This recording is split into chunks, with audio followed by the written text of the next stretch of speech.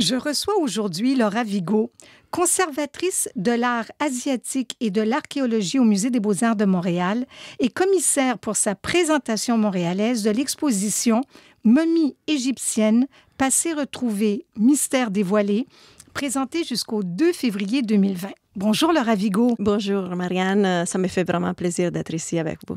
Surtout, femme occupée comme vous êtes, je l'apprécie d'autant plus.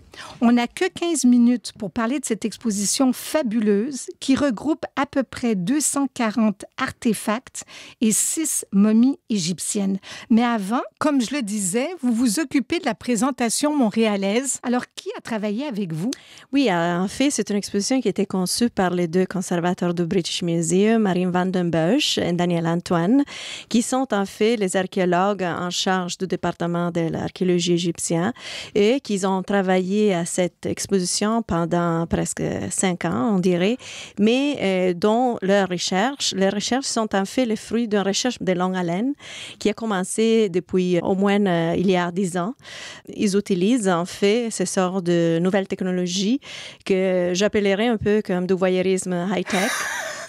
Parce qu'il s'agit en fait de tomodensitométrie, donc d'utiliser les CT scans, ce qu'on appelle communément CT scan, pour regarder à l'intérieur des momies qui n'ont été pas débandeletées. Donc en fait, à travers ces sortes de nouvelles technologies et une application, en fait, un logiciel particulier qui redonne la trois-dimensionnalité en fait à toutes ces sortes de tranches de X-ray qui ont été faites en momies, on peut voir les corps de momies en vidéo.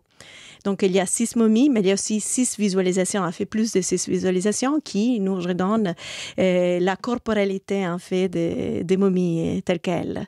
Et grâce à cette technologie high-tech, parce que, évidemment, c'est tout à fait une technologie contemporaine, on peut dénicher, en fait, des informations physiologiques, des genres d'âge qui, avant, c'était pratiquement impossible de savoir, sans savoir à déballer les corps de défunts. Donc, ce qui veut dire, Laura Vigo, que si des gens avaient déjà analysé certaines momies il y a 100 ou 200 ans, aujourd'hui, on trouve des choses qui seraient passées complètement inaperçues à l'époque. Oui, et surtout, évidemment, il y avait au début du 19e siècle, comme pendant tout le 19e siècle, il y avait cette fascination avec les momies et les débandeletages des momies. Non, il y avait ce sort d'événements publics qu'on appelle des unwrapping of the mummy, où il y avait un grand public qui venait voir comment on débandelétait les corps de la momie. Mais une fois débandeletés, les corps étaient détruits.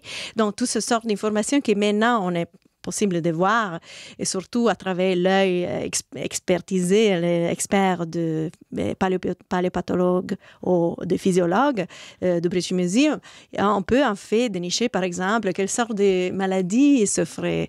Ou, par exemple, on s'est rendu compte qu'il y avait beaucoup de maladies reliées à l'hygiène buccale, donc la bouche. Il souffrait vraiment d'abcès dentaires vraiment incroyablement communes. Beaucoup de momies de Nestawejat, Tatamut, Irtoru, ils montrent qu'ils avaient eu plus d'un abcès dans leur bouche pendant leur vie. Et probablement, en fait, ce sort de maladies qui étaient très répandues dans les classes hautes aussi, parce qu'ils étaient tous des prêtres, quand même des gens qui avaient les moyens pour se soigner, en théorie. Nous fait penser, et fait penser les archéologues qui travaillent sur les champs, que la cause de leur mort était en fait l'infection généralisée, donc systémique, qui était produite par les infections à niveau de la bouche. Là, vous avez nommé le nom de certaines des momies que l'on retrouve dans l'exposition. Le British Museum en a 80, vous en présentez 6. Comment fait-on pour savoir quel était le nom ou le prénom des gens que vous venez de présenter? Là, c'est tout à fait l'analyse stylistique du cercueil. Sur les cercueils, il y a toujours des inscriptions, en fait, l'épigraphie dans l'analyse épigraphique du texte. Et il y a des cartouches où le nom est visible. Il faut se souvenir aussi qu'à l'époque égyptienne, de l'Égypte ancien, le nom était fondamental pour se souvenir du défunt. Donc, de perdre les noms, c'était la chose la pire, la tragédie pire. Pour vrai? Oui, la pire qu'on pouvait avoir dans notre existence et dans l'au-delà. Et donc, dans certains cas, évidemment, à part Nesta Wedjat, qui c'est notre première femme de foyer, qui justement est nommée Nesta Wedjat, ça signifie qu'elle était en fait la porteuse du Wedjat. Les Wedjat, c'est l'amulet à forme d'œil, l'œil de Horus. Et donc, ça voulait dire à l'époque, il avait le prestige et quand même pouvait et se méritait de porter ce sort d'ornement avec elle. Et pour ce qui concerne Tamout, par exemple, le nom en fait complet de Tamout est beaucoup plus long parce qu'ils aimaient beaucoup le nom très long avec 40 lettres. Donc, je ne veux pas me souvenir de ça, là, sincèrement, c'est un casse-tête. Et donc, on l'appelle avec les noms abrégés, Tamout, qui était une chanteuse du temple de Karnak, et Irtoru, qui était un prêtre justement du temple d'Akhmin, de Min à Akhmin. Et l'autre chanteuse qu'on a, c'est une chanteuse du temple de Thèbes, mais on n'a pas les noms parce que sous les cartouches a été enlevé. Donc, on ne sait pas le nom de cette prêtresse. Et les autres deux personnes, qu'on pourrait dire dans l'exposition, c'est un jeune enfant de Hawara, donc près de l'oasis de Fayoum, de l'époque romaine, qui a été retrouvé par Flinders Petrie, qui était le premier grand archéologue, un peu considéré comme le père de l'archéologie égyptienne, et qui justement date du 1er siècle de notre ère. Pour ce qui concerne les dernières salles, où on a notre jeune homme de la période romaine encore une fois, on ne sait pas les noms, mais on a un très beau portrait de momie, donc on connaît son visage, bien que probablement été idéalisé d'une certaine façon, parce qu'on se rend compte aussi en regardant l'intérieur au-dessus de bandelettes qui était quand même différent de taille de ce qu'on voit sur les portraits. Et sont des personnes qui ont vécu, mais ils ont perdu leur nom, donc on ne peut pas les retrouver. Et qu'est-ce que les hiéroglyphes viennent compléter comme information que l'on peut trouver? Exactement, parce que sous les hiéroglyphes et donc en fait l'inscription épigraphique qu'on trouve dans les cercueils, on peut trouver aussi leur lignage, donc de où ils venaient, de quelle famille ils venaient, les pères, qu'est-ce qu'ils faisaient. Par exemple, on sait que Irtoru était le fils d'un prêtre quand même déjà d'Otrang, de la même zone. On peut savoir quel métier ils avaient. Donc, on sait que Irtoru, par exemple, était le grand maître de secrets. Donc, son rôle, c'était vraiment de vêtir la divinité, donc d'entrer vraiment dans la chambre la plus secrète.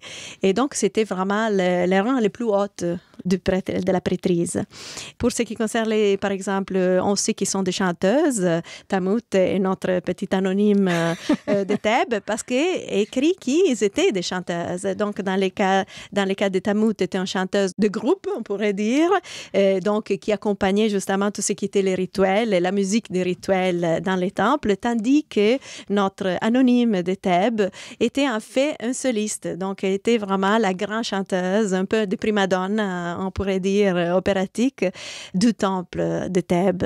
Là, vous parlez de musique. Effectivement, dans l'exposition, parmi les 200 et quelques artefacts que l'on retrouve, il y a des instruments, comme il y a des bijoux. Mm-hmm. Est-ce qu'on pourrait les considérer aussi, à l'occasion, comme des amulettes? Les instruments musicaux étaient utilisés en fait pour les rituels et la musique était un peu pervasive, ils étaient un peu partout. Nous avons du mal à comprendre à quel niveau la musique était importante dans l'Antiquité parce que c'est difficile de savoir quelle sorte de musique ils jouaient. D'accord. Parce qu'on a des instruments, par exemple, on a les sistres, les claqueurs, on a toutes sortes de tambours, on a des harpes, des flûtes, mais on ne sait pas quelle sorte de rythme ils utilisaient. Parce que les premières partitions qu'on voit, ils datent en fait du 8e siècle de notre ère, qui ont été trouvées en Égypte. Et donc, avant ce temps-là, c'est tout à fait une interprétation de chercheurs qui sont dans les milieux justement de la musique antique, ancienne. Tout à fait, notre musique, par exemple, on a une sorte d'expérience musicale aussi à l'intérieur des salles. Et c'est tout à fait une interprétation. C'est pas vraiment ce qui est probablement joué. Par exemple, dans l'exposition précédente de Pompéi, on avait la musique surtout, c'était musique, encore une fois, c'était une création de nos chercheurs, parce que la musique, probablement, était beaucoup plus stridule, était beaucoup plus fort, plus rythmique qu'on pense aujourd'hui, moins mélodique, en fait. Mais on est toujours à l'enfance de ce sort d'ethnomusicologie. Et je ne suis pas vraiment un expert de ces champs, donc je laisserai les choses comme ils sont. Laura Vigo, je suis très, très sensible à la scénographie de toutes les expositions. Et au Musée des Beaux-Arts, il y a toujours un travail impeccable qui est fait autour d'eux. Il y a de nouveau Sandra Gagné, qui travaille au musée depuis fort longtemps, qui a fait un travail impeccable, mais en même temps en collaboration avec Principal Studio et Graphic Emotion. Qu'est-ce qu'ils apportent de plus déjà à l'expérience que nous vivons en allant dans les salles? Oui, en fait, c'est ça.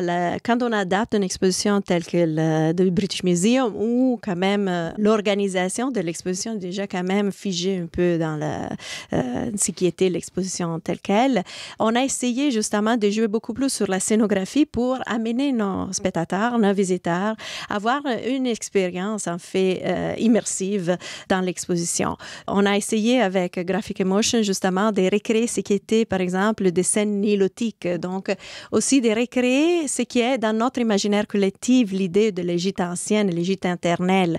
On pense toujours pourquoi on est tellement fasciné par l'Égypte ancienne, oui. L'Égypte éternelle, en fait éternelle, pas non plus d'une certaine façon, parce que eh bien, la civilisation s'évolue de façon différente.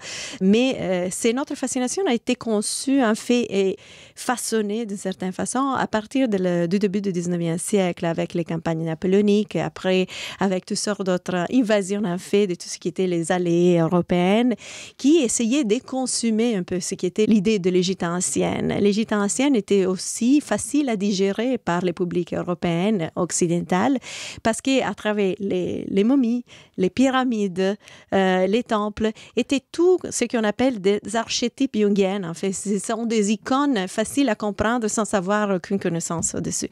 Et surtout, c'était l'idée aussi d'un empire qui durait longtemps. Donc, selon l'agenda aussi impérialiste de tous ces gouvernements quand même de l'époque, c'était de réitérer que la justesse un peu de ce qui était l'empire égyptien. Tandis qu'évidemment, ce n'était pas tellement juste. Mais on a façonné cette idée et on a promu cette idée de l'Égypte éternelle un peu partout jusqu'à en fait, il y a toutes sortes de produits dérivatifs, on pourrait dire, tandis comme l'architecture de l'égyptomanie et toutes sortes, par exemple, les premières filmographies sur la vengeance de la momie et toutes sortes d'autres produits, en fait, et dans la musique aussi. Hein. Si on pense, par exemple, à Puccini, on est dans cette idée, en fait, de façonner une idée d'une Égypte éternelle qu'il n'y en a pas. Donc, dans nos salles, dans l'exposition, on a toujours ce sort de référence qui est beaucoup plus voilée, on pourrait dire, n'est pas vraiment explicite. En fait, dans l'utilisation, par exemple, des couleurs des scènes, de la scène nilotique, on a ce sort de couleurs pastel qui nous rappellent ce sort de choix chromatiques dans les cartes postales qui venaient justement envoyées un peu partout en Europe et en Amérique dans les années 20 et 30. Laura Vigo, l'exposition est présentée en première nord-américaine au Musée des Beaux-Arts de Montréal. Elle avait voyagé avant. Où ira-t-elle après Montréal?